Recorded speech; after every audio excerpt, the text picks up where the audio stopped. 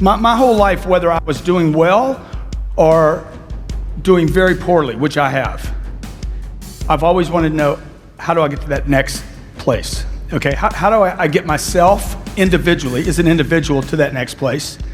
How do I get my business to the next place? How do I get other people to the next place? Look, if you want to get rich, you want to be really successful. When I say rich, I'm not talking about money. I'm talking about a rich life, freedom, time with family, choices, get to do what you want. You get to move where you want, go where you want, do what you want. I've lived in Los Angeles, California for 10 years. I was in La Jolla, California for 12 years before that. I left Texas, 0% state income tax, to move to California, was willing to pay the 10.3. I was fine with the 10.3. Now they want to take it to 13. And I told Jerry Brown, if you raise it to 13, I'm leaving. I'm gonna pick up my family, I'm gonna pick up my business. Why? Because I'm free. I'm free. I get to roll, baby. I get to do what I want, go where I want. That's why I'm in business for myself. I'm not trapped, I'm not a slave. You're not gonna handcuff me.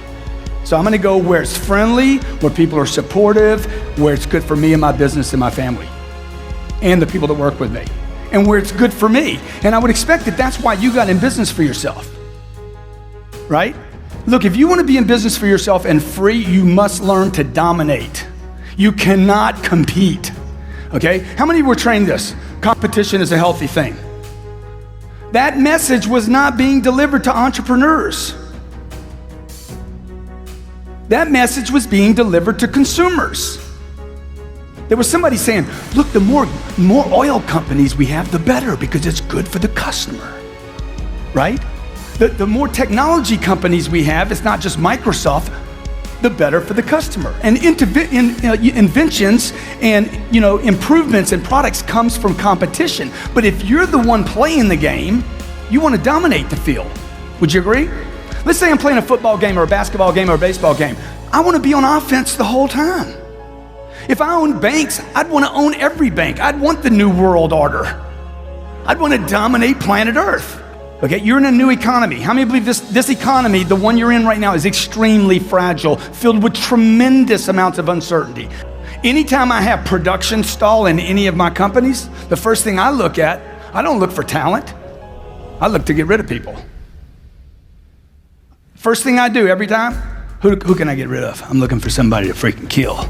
I need to get rid of somebody. You know why? Because I push with so much force into my universe, into my businesses, whether it's buying real estate, apartments, whether it's pushing rents up, whether it's doing my seminar business, my book business. I push so hard that if I'm not getting results all the time, somebody has to be pushing back. Somebody in my organization actually has to have the intention, conscious or unconscious, to hold me up.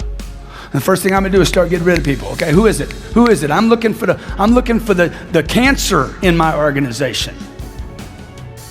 You talk about people dying from disease. Look, people die from negativity every day. They just gotta wait 80 years to make it official. It's the media. The media, 800 TV channels spew negativity onto the American public and every other country on planet Earth. They just puke it on you. Oh, but I watch Fox. Good. They puke at Fox and they do at MSNBC. It's just you're in agreement with the puke. Don't watch the news. Decide when you leave here today to make the news. Right? You don't read the newspaper, you write newspaper articles. You don't read books.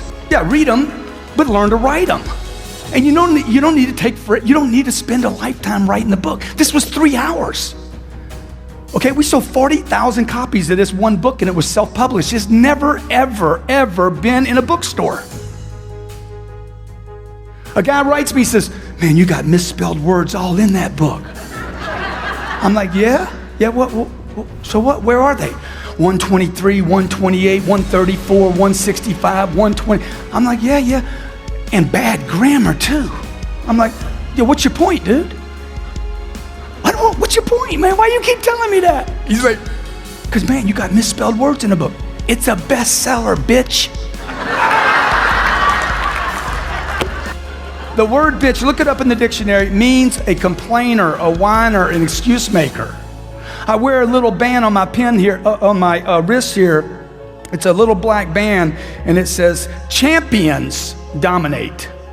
And on the other side, don't be a little bitch.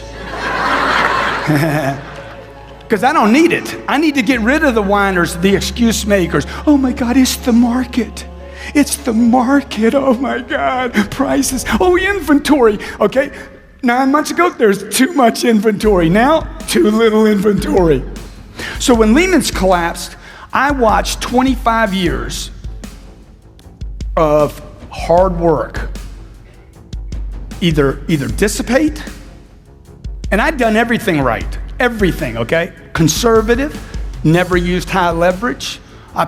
Sometimes I'll put 40% or 50% down on a deal. Everything cash flows from day one. I didn't do any of the stuff all the problem makers did. All the over leverage, the debting, all the builders that have never been disclosed that really created this problem. It wasn't the banks, it was the builders bringing product to the banks. Borrowing 115%, building product that couldn't be sold yet, making up actual buyers for the product, okay? I didn't do anything wrong yet. Was I caught up in it? All my assets gets frozen. I got a bank that I owe $42 million to. The bank goes under. New bank comes in, they don't know me. They're like, hey, let's go, right? Because my loan's maturing. Values had gone down, and I'm sitting with my wife saying, oh my God, man. I got 4 businesses, and they're all on stall. Engine's dying. What does this mean, Grant? My wife's an actress, okay? What does this mean? I said, baby, this is the biggest opportunity of our lifetime. It's the biggest, it's the monster, okay? Now here's the problem with it. You're gonna 40% less than you've seen me before.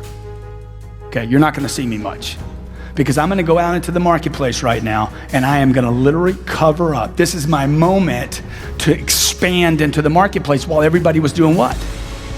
What was everybody doing for 3 years? All of them retracted, okay? This is my moment to dominate, not compete. I call this guy the king of Austin commercial real estate. Charles, Grant Cordone from Los Angeles, California. I wanna buy Round Rock. Yeah, sure. Now this guy's the king, he's a legend, okay? But you see, all legends have this cycle where they legend and then they lose interest. And they keep coasting as legends, and then what happens? They're not running the game anymore. They don't want to dominate. They're resting on yesterday's laurels. They're not reading anymore. They're not studying anymore. They're not coming to conferences anymore, right? They're not in the game anymore. They're not preparing anymore.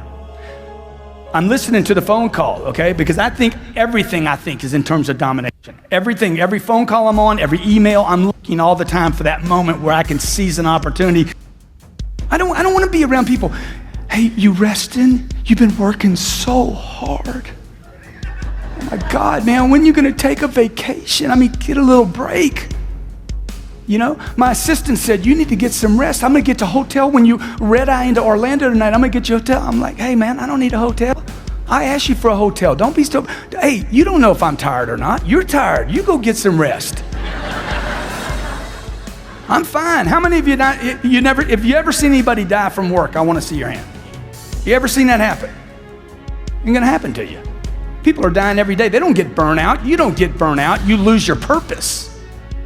You lose your purpose. You lose your meaning. When I'm tired, I look at my purpose. What's my purpose? Okay, what's my purpose? Oh, my game's not big enough. My game's not big enough. My game's not big enough. I'm not interested anymore. Right? So here I am, Lehman's collapse, it folds up. I got real estate tied up, okay? I start blowing these books out. Every 6 months, I'm writing a book. And then I start expanding back in the marketplace with real estate. I start looking for opportunities in real estate. I call this Charles Sakar guy up. I'm like, hey, that 242 units in Round Rock, I want to buy it. This is what he tells me. I've never sold anything to anybody in California. I said, well, dude, we're going to go ahead and break that up for you, okay? You're not going to be able to say that. You guys are too difficult to work with. I'm like, dude, I'm the easiest close you will ever get in your life. What am I doing right now? He's like, look, the seller wants full price. Product's been on the marketplace for 10 months. I don't tell Charles it's been on the market for 10 months. I don't tell Charles it's overpriced. This is what I tell Charles. I'm gonna buy it. I'm gonna close in 30 days. I'm going there tomorrow. I'll be there tomorrow. I'm on a plane tomorrow. Would you at least drive over there and meet me? Okay, it's 2,000 miles for me and it's probably 18 miles for you. I'm gonna pay full price for it, Charlie, okay? It's gonna be the easiest deal you ever did in your whole freaking life, okay? I guarantee I'll get a loan or I'll pay cash for it. Would you meet me tomorrow, please? What am I doing right now? Huh? I'm selling him. This ain't begging. Shit. This is begging. Charles, please, Charles. Please, Charles. Charlie, please. Please, Charles. I'm selling Charlie right now. Why? A buyer has to sell.